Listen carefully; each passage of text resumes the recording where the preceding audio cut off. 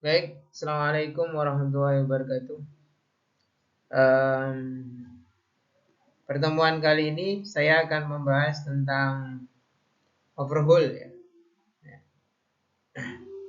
Jadi saya akan membahas tentang materi overhaul. Jadi pada mata kuliah ini em, mahasiswa itu harus bisa melakukan overhaul secara mandiri. Sekarang menjadi pertanyaan, apa sih overhaul itu? Setelah saya sudah membahas pada pertemuan sebelumnya tentang penyebab-penyebab sebuah mesin itu harus di overhaul.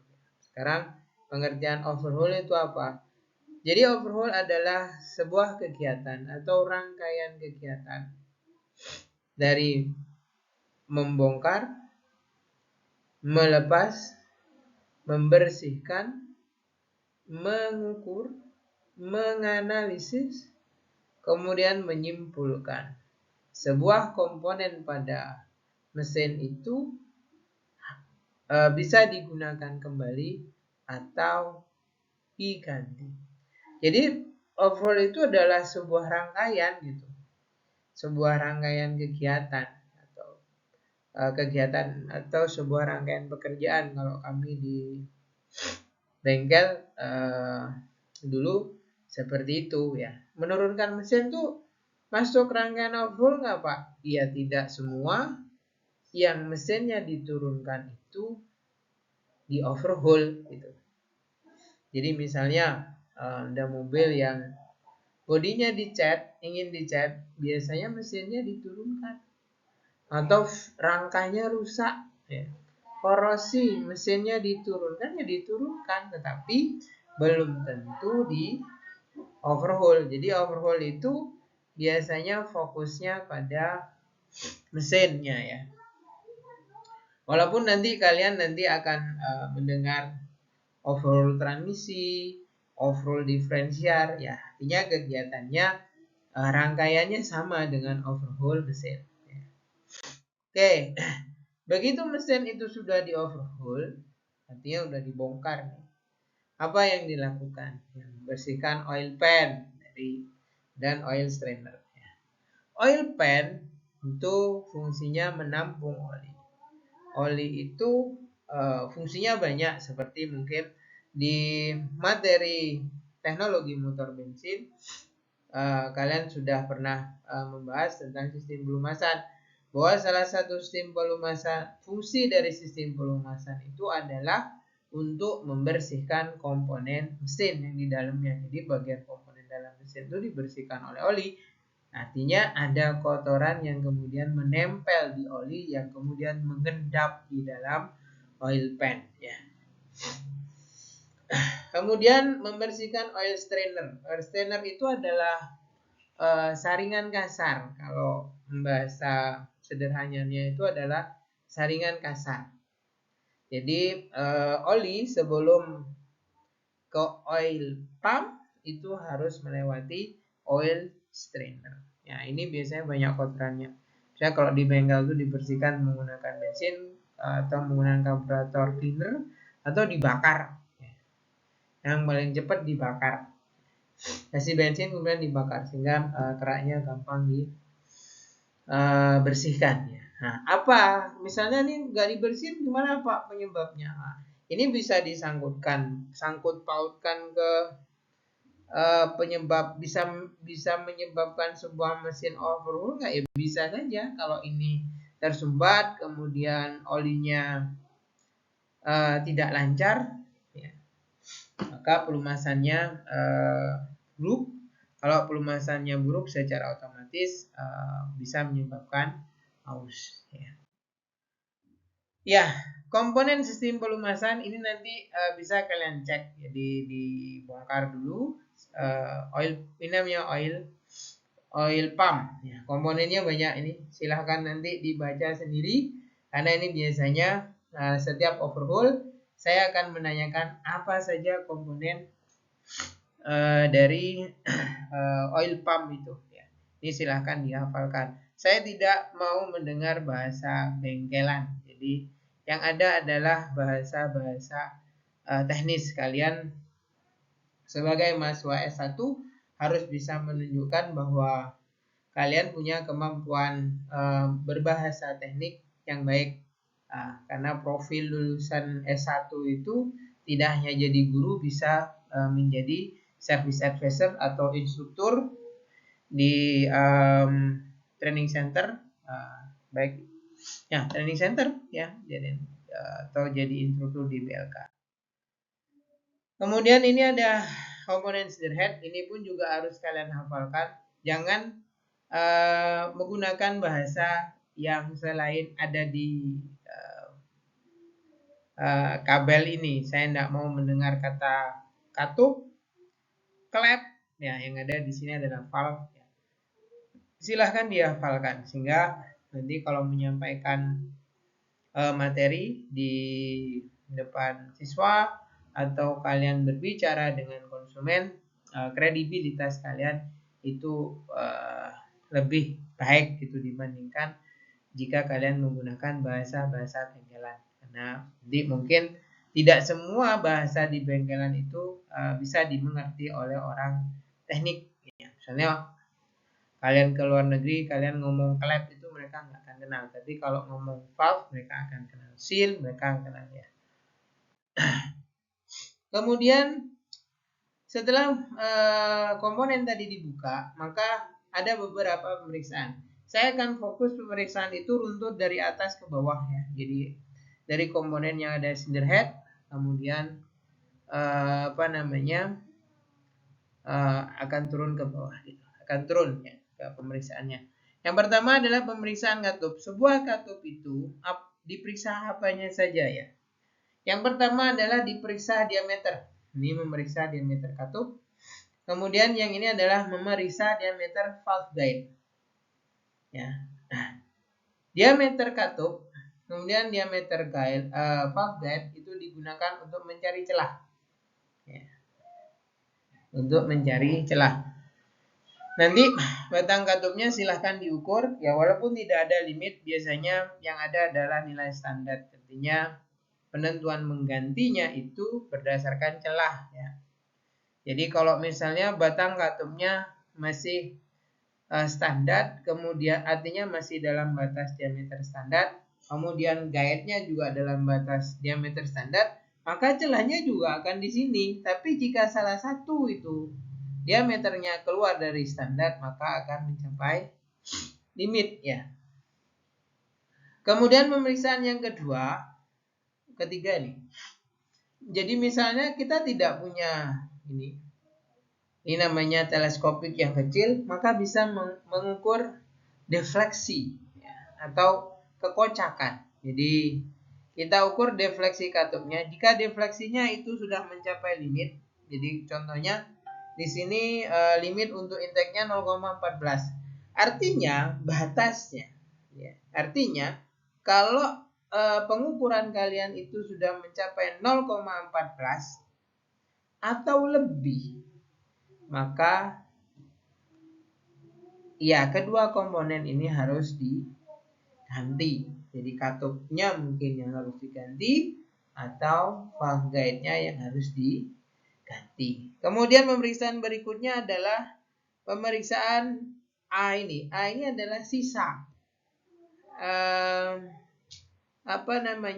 ketebalan si ini. Kalau di sini adalah ketebalan valve head yang A ini.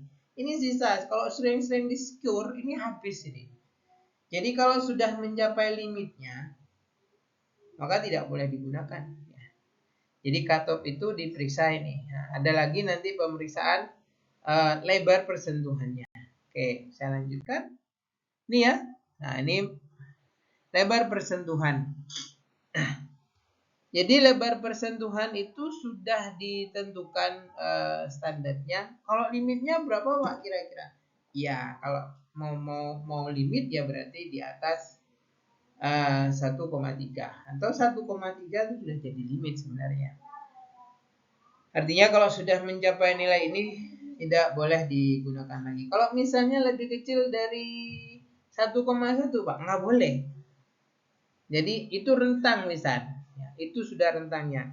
tidak boleh kecil dari 1,1, tidak boleh lebih besar dari 1,3. Apa sih sebenarnya pengaruhnya jika ukuran A ini tidak sesuai? Jika A-nya itu terlalu kecil, ya, artinya persentuhannya itu terlalu kecil, maka akan lebih cepat bocor. Ya, jadi kompresnya lebih cepat bocor. Tapi kalau misalnya terlalu besar, Pak, kalau terlalu besar permukaannya yang bersentuhan, maka lebih cepat kotor. Ya, cuma saja kalau permukaannya itu lebar, kemampuan melepas panasnya juga akan lebih baik. Ya. Kemudian permukaan ujung ini juga diperiksa. Kalau itu sampai tidak rata, bisa menyebabkan bunyi. Jadi nanti kalau overhaul diperiksa ujungnya, bagus atau tidak. Kalau misalnya buruk ya diapakan? Ya digerenda. Oke, saya lanjutkan. Kemudian ukur valve spring. Valve spring itu apa yang diukur? Panjang.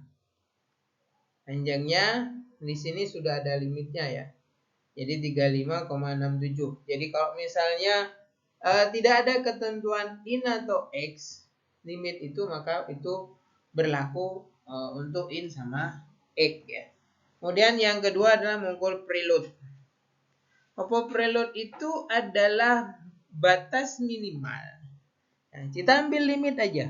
Ya, kalau di sini limitnya adalah 9,3. Artinya kita tekan ini kita tarik, tekan 9,3. Panjangnya jika mencapai 31,5 maka harus diganti. Nah, kalau misalnya mau pakai standar gimana, Pak? Ya boleh saja gitu. Ya. Kalau standarnya tekan 10,7 sampai 12,5, panjangnya 13,1.